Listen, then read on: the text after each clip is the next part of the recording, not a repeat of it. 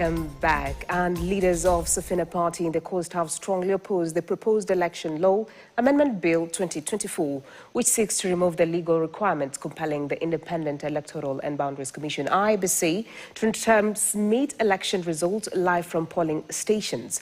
Speaking on behalf of the party, Coast Safina coordinator William Hamam said the proposal goes against the spirit of Kenya's 2010 constitution, which guarantees transparency and upholds the sovereignty of the people.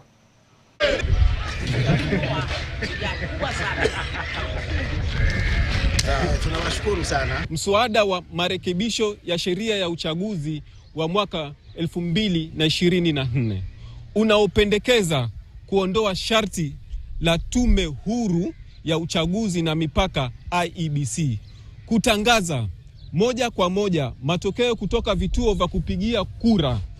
Mswada uliofadhiliwa na serikali unaopendekeza kuondolewa kwa kifungu cha 39 cha sheria ya uchaguzi na kuweka kifungu kipya kisicholazimisha IEBC kurusha mubashara matokeo yanayotangazwa katika vituo vya kupigia kura zikiwemo za urais. Na ninapinga kwa shauri moja, ni heri vitu viwe wazi, vionekane na watu waelewe, watu watakuwa na imani.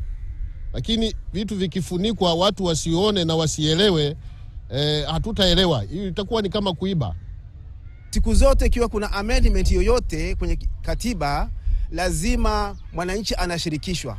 Tunashangaa leo bunge ambalo liko chini yetu linaweza kupitisha mambo bila kumshirikisha mwananchi.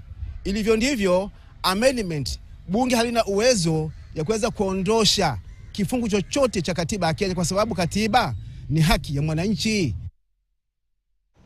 And now we